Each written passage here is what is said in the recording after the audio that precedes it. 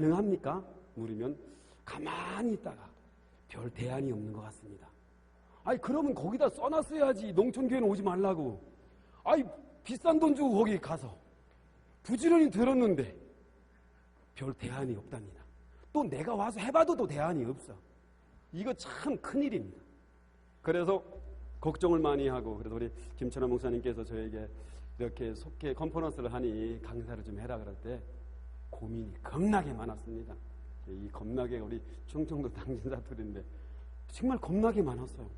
이렇게 겁나게 많은 적이 없었어요. 왜냐하면 뭔가 이렇게 좀 얘기 좀 했으면 좋겠는데 뭐라고 얘기하면 좋을까?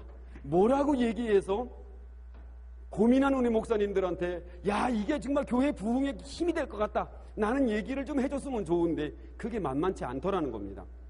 분명히 옛날보다 지금이 훨씬 더 세미나도 많고 부흥에 대한 열정도 많은데 점점 더 교회가 줄어가고 있습니다. 교회가 안 돼요. 분명히 교회 성장에 대한 열정도 많고 잘 됐으면 좋겠다는 고민도 많은데 그거에 비하여 교회는 점점 줄어가고 있다는 겁니다. 그러면 교회 성장이 안 될 거냐? 희망이 없는 거냐? 라고 얘기를 했을 때 우리가 제 스스로도 마찬가지고 여기 계신 목사님들께서도 분명히 희망을 가지고 계셨고 또 희망을 바라보고 계시기 때문에 이곳에 나와 계실 거라고 생각을 합니다. 우리는 부흥에 대한 열정이 있습니다. 정말 어떻게 해서든지 어떤 대가를 치르서라도 교회를 부흥할 수 있다면 우리는 그 일을 감당할 겁니다. 제 마음속에도 제가 교회 성장이 너무 안 돼서 하나님께 기도를 했어요. 하나님 나 목사 자질이 없는 거 아닙니까? 나 혹시 목사로서 능력이 안 되고 그냥 어떻게 목사 가서 신학교 가고 목사 되고 나 그런 거 아닙니까? 아니 도대체 나를 목사를 만들었으면 교회를 뭐 부흥시켜줘야지 뭐 이런 게 다 있냐? 그러고 고민을 하고 제가 기도를 할 때 하나님 내 마음이 너무 아픕니다. 주님 내가 너무 아프다. 라고 그렇게 얘기했더니 제 마음속에 주님의 음성이 나는 더 아프다 그럽니다. 그래서 제가 할 말이 없었어요. 나도 고민이 많은데 주님은 나 때문에 고민이 더 많답니다. 그래서 어떻게 하면 하나님이 제 교회를 서해제일교회를 저를 부임하게 하고 7년이라는 세월이 지났는데 분명히 하나님이 저희 교회에 저를 보낼 때는 그냥 교회 관리 차원이나 그냥 유지 차원이나 그것으로 나를 보내지 않았을 거라는 겁니다. 세상에서 이렇게 생긴 사람은 저밖에 없는데 나를 선택하여서 나를 목사로 만들었는데 그러면 제 마음속에 그런 거 있는 겁니다. 이왕 목사가 됐는데 뭔가 해봐야지. 전 시간에 강의했던 지성현 목사님처럼 그렇게 대단한 목회는 아니어도 뭔가 좀 그래도 좀 내놓을 만한 것이 있는 목회를 해야지. 제 스스로의 그런 열정이 있었습니다. 부흥에 대한 열정입니다. 그래서 어떻게 하든지 제 마음속에 가지고 있는 고민이 몇 가지 중에 그 중에 하나가 분명히 하나님께서는 교회의 단임자를 세울 때 그 단임자를 통하여 그 교회를 부흥시킬 계획을 분명히 하나님이 가지고 계실 거라는 겁니다. 그거는 제 마음속에 부흥을 시켜야 되겠다라고 하는 열정이 아니어도 분명히 하나님께서는 제가 믿는 하나님은 부족한 종을 세워서 교회 단임자를 세웠을 때는 분명히 그 단임자를 통하여 그 교회를 새롭게 쇄신시키고 부흥시킬 계획을 분명히 가지고 있을 거라고 믿는 겁니다. 그러면 문제는 뭐냐면 그럼 주님이 분명히 저로 하여금 그 교회를 단임하게 하고 그 교회를 통하여 부흥케 할 거는 계획을 가지고 계신다면 분명히 그분은 그 교회 속에서 성장시킬 방법도 분명히 가지고 계실 거라는 겁니다. 거기서부터 출발을 한 겁니다.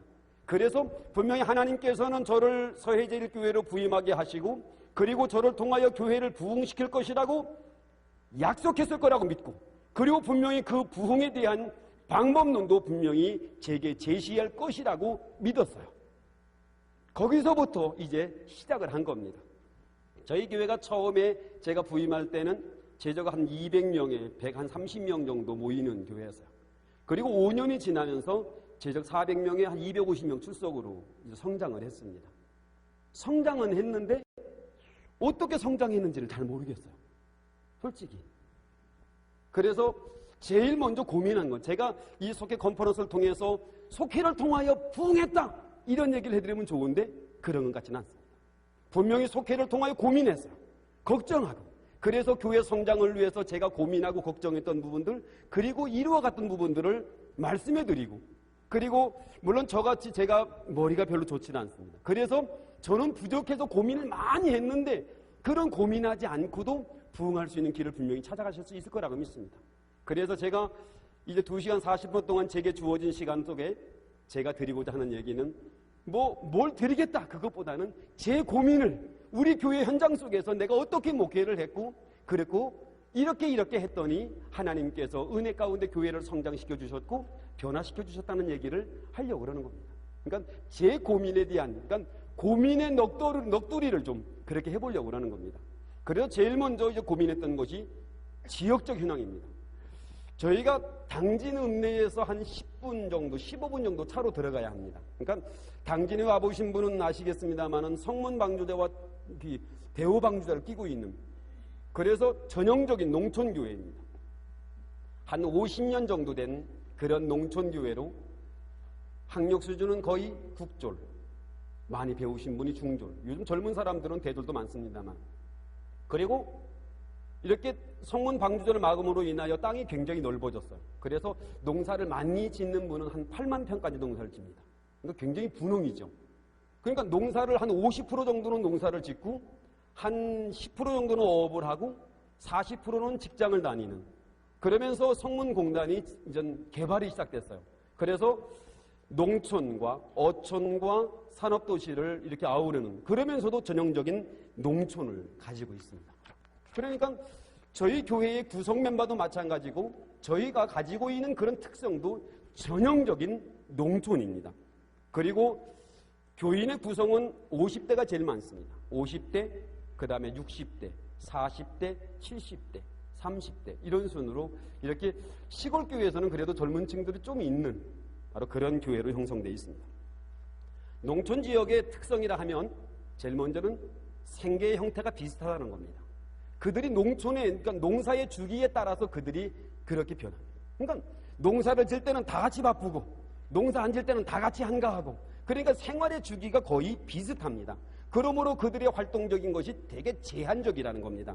제한적이고 삶의 주기가 비슷하고, 삶의 주기가 비슷하다는 얘기는 그들이 가지고 있는 사고방식이 비슷하다는 겁니다. 다양하진 않습니다.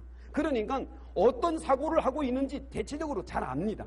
그거는 그들의 삶의 변화가 그렇게 많지 않기 때문입니다. 그리고 유입되는 인구보다 고정된 인구가 많습니다. 지금은 물론 유입되는 인구가 자꾸 들어오긴 합니다만은 그래도 고정의 인구가 훨씬 많습니다.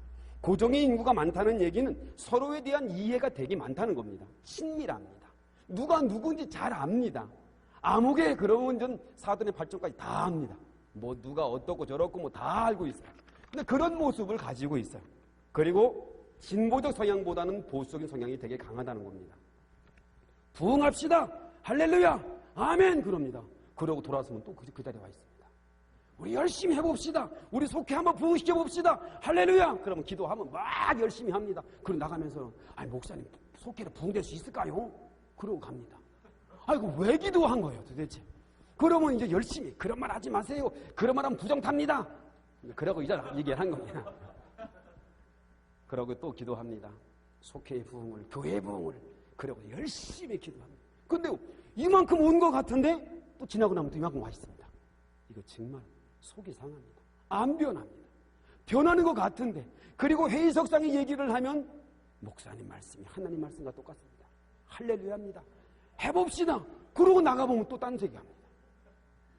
왜? 변하지 않는 겁니다. 그러니까 그들이 가지고 있는 지금까지의 사고, 말이나 이런 고백은 분명히 아멘의 고백을 하는데 그들의 삶은 과거의 삶을 지향하고 있습니다. 그냥 안주하려고만 합니다. 새로운 변화를 꿈꾸지 않아요. 저희가 작년에 야외 예배를 대형 버스를 가지고 나갔습니다. 그래서 저희가 7대를 가지고 나가는데요. 근데 장로님 한 분이 휴게실에 차를 세웠는데 저를 바라보더니 눈물이 글썽글썽. 아, 왜 울어요 장로님? 그랬더니 목사님 세상에 이럴 수가 있어요. 왜요? 우리 10년 전만 해도 우리 한 대 갖고 나갔는데 지금은 관광차가 7대예요 목사님. 아유 이게 뭡니까? 앞으로 70대가 될 텐데. 아니요 목사님 지금도 너무 좋아요. 그 얘기 뭔지 아시죠? 부흥 같은 거 하지 말고 이제 이 상태에서 그냥 우리끼리 오붓하게 행복하게 그러고 잘 살자는 얘기입니다. 그들의 마음속에 부흥에 대한 열망은 목사만 가지고 있을 뿐입니다. 공유가 안 됩니다. 공유를 하려고 아무리 애를 써도 공유가 안 되는 겁니다. 이해는 됩니다. 교회의 특성도 알고 교회의 선교적 목적도 압니다. 그리고 가슴이 뜨거워 가는데 집에 가기 전에 다 식습니다. 그리고 다음에 올 때는 똑같은 생각을 가지고 또 옵니다. 이런 딜레마 속에서 이제 고민을 해야 되는 겁니다. 그리고 이제 혈연과 지연 관계가 되게 좋습니다.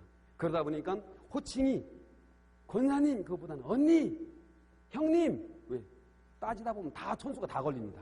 뭐 사돈, 팔촌 뭐 다 걸려 있어요. 자, 이런 문제들 지금까지 지역적 성향을 보면 우리가 교회 부흥을 해야 되겠다라고 생각을 했을 때 아까 우리 지성호 목사님께서도 제가 들으면서 가슴이 뜨거워졌어요. 그래 한번 해보자. 근데요 이렇게 교회 성장 세미나 여기 오신 분들 중에서 많이 가보셨을 겁니다. 가보면요 가슴이 벌렁벌렁합니다. 머리가 뜨거워져. 가기만 하면 바로 그냥 교회 성장 끝입니다. 그리고 교회 와서 적용하면 하나도 안 됩니다. 이거 정말 막 죽을 지경이에요. 그러니 또 목말라서 또 갑니다. 또 가서 컨퍼런스 참석하고 풍성한 교회도 가고 알파도 가고 뭐 열심히 참석합니다. 그리고 적용하려고 딱 내놓으면 적용할 게 하나도 없어요. 이거 정말 고민이 너무 많이 되는 겁니다. 그래서 이제 교회 내에서 어떻게 성장을 시킬 것인가, 어떻게 하면 그들에게 이제 적용의 원리, 그들은 뭐라고 말하냐면 그대로 해라. 저도 풍성한 교회를 갔더니 그 김성호 목사님이 그러시더라고요. 목사님들 그대로 하세요. 바꾸지 말고. 그대로 하긴 뭘 그대로 해요.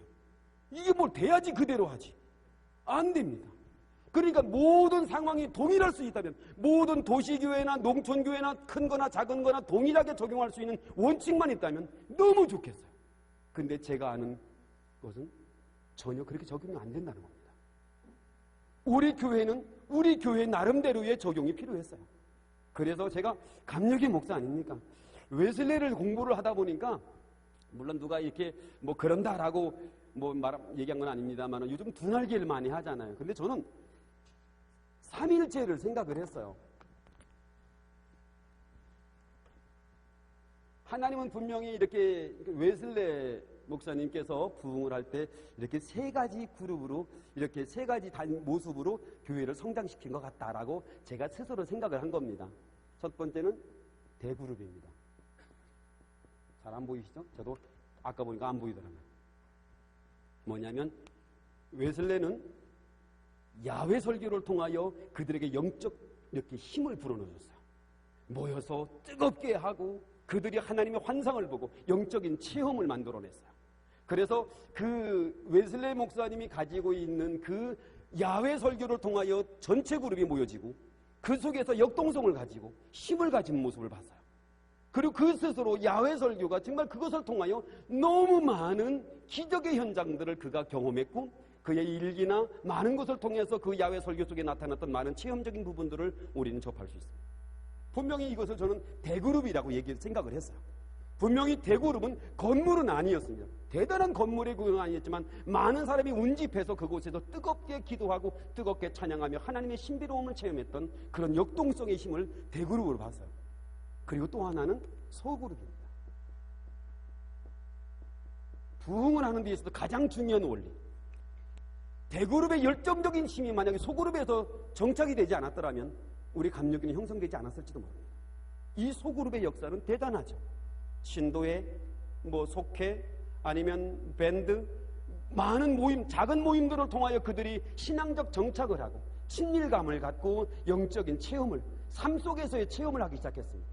그러면서 이 소그룹 속에서 그들이 점점 더 이제 그리스도화되는, 정말 우리가 그리스도인이라고 얘기했을 때 그리스도의 이론이나 논리를 따르는 사람이 아니라 그리스도의 삶을 따라가는 사람이라고 믿습니다.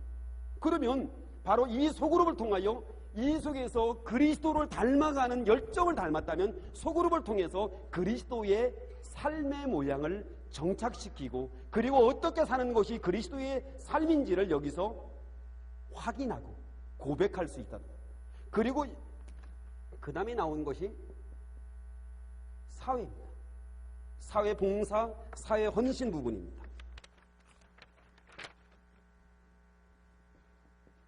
거기는 사회적 관심이라고 얘기를 했는데, 요한에서는 목사님은 처음부터 그는 많은 곳 속에서 사회적 관심을 많이 가졌습니다. 그는 웨슬레는 그의 처음에 옥스퍼드 대학에서부터 신성구락부 조직하고, 그리고 감옥을 방문하고 어려운 사람들을 돌봐주는 일들을 많이 했습니다.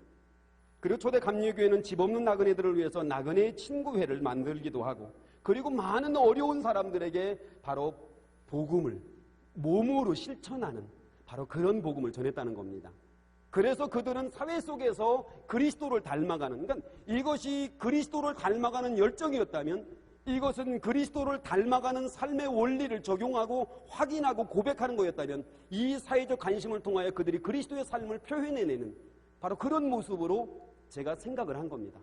이 세 가지를 통해서 역사를 해보자 라고. 그러니까 지금 보통 이 두 날개를 얘기를 하는데, 사회적 관심에 대한 이것을 한 축으로 봤어요. 성장의 축으로. 그래서 이 세 그룹은 삼위일체처럼 서로 독립적이며, 그리고 서로 보완적이고 서로 영향을 받을 수 있다는 겁니다. 만약에 대그룹에서 부흥이 안 되면, 대그룹에서 뜨거운 열정을 갖지 못하면 소그룹 속에서 그들은 힘을 얻지 못할 테고, 소그룹에서 힘을 얻지 못하면 사회적으로 그들이 그리스도의 삶의 모습으로 나타나지 않을 거라는 겁니다. 그래서 이 세 그룹을 대그룹과 소그룹과 사회적 관심, 이 세 가지 축으로 연결되어 있는 교회 성장의 원리를 이렇게 봤던 겁니다. 이건 제가 본 것이에요.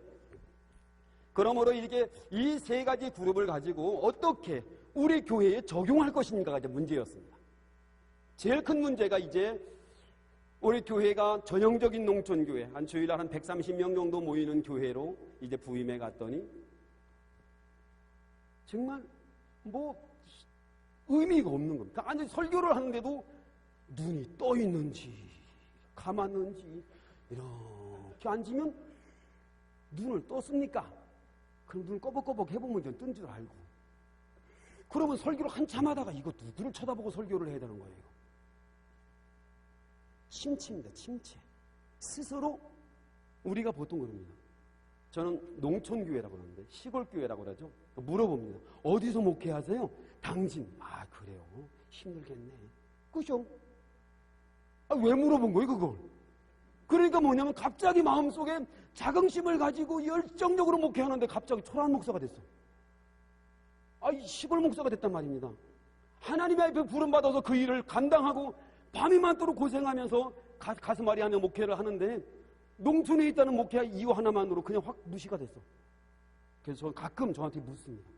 목사님의 교회는 얼마나 모여요? 한 2,000명 모입니다. 그렇게 많이 모여요? 시골에서? 다 나오면 그렇습니다. 다 나오면 그 정도 돼요. 우리 지역, 선교 지역 다 나오면, 우리는 물론 빼고 우리 선교 지역만 보면 한 2,000명 나 됩니다. 그래서 꼭 저는 그 얘기입니다. 우리 교회 2,000명 됩니다. 다 나와. 교회 다 나오는 거야? 안 나오지? 이제 다 나올 겁니다. 근데 그럼 등록은 다 돼 있어요? 등록돼 있지. 등록 원고만 없을 뿐이지. 내 마음속엔 다 등록돼 있어. 그러니까 왜? 다 돼 있습니다. 왜냐면 제가 우리 이장님들 통해서 내가 명단을 다 받고 있거든. 내가 다 적고 있어요. 그러면 교인이지 뭐예요? 그 사람들이 다 우리 교인인 겁니다. 그러니까 무슨 얘기냐면 제 마음속에 있었던 일들. 그러니까 시골교회라는 생각 자체가 그들도 장로님부터 권사님, 집사님 모든 사람의 마음이 이르기까지 희망적이지 않다는 겁니다. 그들 스스로 시골교회가, 농촌교회가 부흥된다는 생각을 아예 안 합니다. 그냥 이 상태로만 있어도 좋은 겁니다. 그래서 대그룹을 살려놔야 되겠다 라고 생각해서 첫 번째 했던 것이 희망입니다. 희망을 줘야 되겠다. 그들에게 희망적인, 우리 교회가 희망이다. 우리는 예수님이 우리의 삶의 희망이고 인생의 희망인 것처럼 교회는 또한 예수님의 희망입니다. 우리 교회가 잘 되는 것이 예수님의 희망입니다. 그건 저의 소망보다도 예수님의 희망이 더욱더 간절합니다. 그러므로 제가 교회가 부흥됐으면 좋겠다라고 생각하는 것이 열이면 주님은 만도 넘을지도 모릅니다. 교회의 성장은 예수님의 희망입니다. 그러므로 거기에 대한 포인트를 맞추는 겁니다. 희망이에요. 설교를 할 때도 희망적인 설교만 하고 세미나를 하든 성경 공부를 하든 뭘 하든지 희망의 포인트를 맞췄습니다. 우리는 희망이다. 예수님이 희망이고 예수님이 불러 세워놓은 교회가 희망이라면 그 교회를 구성하고 있는 우리도 희망입니다. 그러니까 내가 희망적이라고 생각을 해야만 교회가 부흥될 수 있다고 생각을 한 겁니다. 많은 사람들 속에 그냥 교회를 왔다 갔다 하는 겁니다. 왔다 갔다 해요. 굉장히 교회 일을 많이 하면 성가대, 그리고 교사, 1등 교사, 1등 성도입니다. 그 외에는 하는 거 하나도 없어요. 아무튼 믿음이 겁나게 좋은 사람들이 하는 게 성가대예요. 그것도 젊은 사람들, 얼굴이 좀 화장하면 좀 화장빨이 먹히는 사람들이 하는 게 좀 성가대입니다. 그나마 조금 먹물을 좀 먹은 사람이 하는 게 교사입니다. 그러니까 그것도, 그러니까 인도자 속장, 아까 지 목사님은 속장 인도자로 합치라고 그랬는데 나 합치다가 쫓겨날 뻔했어요. 이게 말이 안 된다는 겁니다. 말이. 그래도 목사의 약점은 버티고 있어야 뭐가 되지. 그거 확 하다가 뭐 나가라면 어떡합니까? 그래서 그래, 질 건 지고 넘어가자. 그러고서 이제 희망 나누기를 한 거예요. 대그룹 속에서의 희망, 대그룹 속에서 우리 마음속에 그들이 가지고 있는 희망들을 제공을 하고, 그래서 우리 교회도 할 수 있고 나도 할 수 있다는 희망을 바로 신앙에서 끌어온 겁니다. 분명히 신앙은, 예수님은 희망이라고 얘기했는데, 근데 그들 스스로는 희망적이지 않은 겁니다. 그냥 교회만 왔다 갔다 하는 거예요. 그나마 성가대라도 하면 그나마 다행인 겁니다. 그나마 감사해요. 그런 신앙인 그런 사람들을 데리고 이제 뭔가 좀 새로운 역사를 만들어 봐야 되겠다 라고 해서 영적 비전 나누기, 희망 나누기를 시작을 했고, 그리고 그 희망에 대한 메시지를 그들이 받아서 하나님이 왜 우리를 선택하셨고, 이렇게 거무접접하게 저같이 생긴 목사는 나밖에 없는 것처럼 여러분처럼 생긴 분들도 여러분밖에 없어요. 그러므로 우리는 하나님이 이 세상에 우연히 어쩔 수 없이 그냥 한심하게 나를 보낸 것이 아니라 지명하여 나를 세상에 보내셨다는 겁니다. 그러면 나는 특별한 의미가 있잖아요.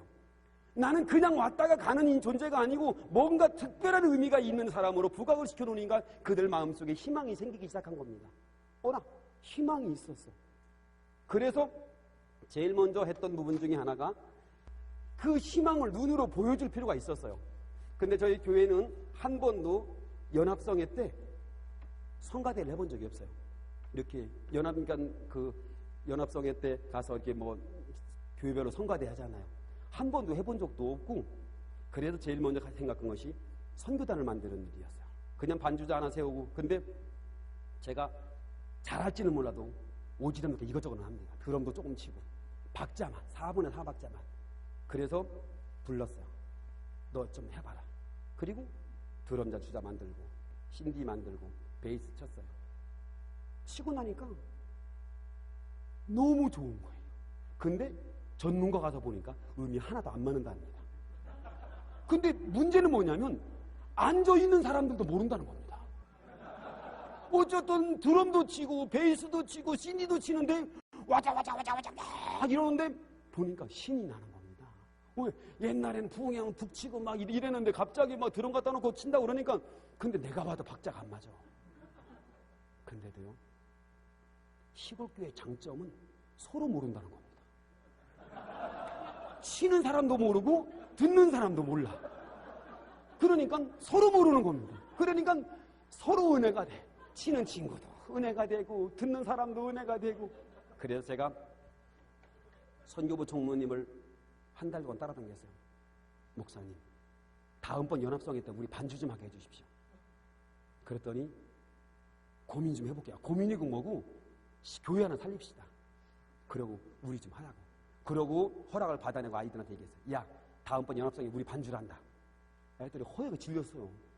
이게 4분의 4박자밖에 못 치는데 이걸 들고 끌고 나가는 겁니다. 해보자, 까짓거. 죽기 아니면 까무러치기다. 그러고 짧은 치마 입히고 강단 위로 올렸어요. 그랬더니 뭐 난리가 난 겁니다. 당지만 해도 되게 전통적인 지역이거든요. 그러니까 선교단 하면 밑으로 내려봐야지 강단에 올라가 친다는 건 상상도 못 하는데 짧은 치마 입히고서 위로 올렸어요. 그냥. 그리고서 밀어붙인 겁니다. 그랬더니요, 저희 교인들이 전부 다 은혜를 받았어. 우리 교회는 할 만한 교회인 겁니다, 이제.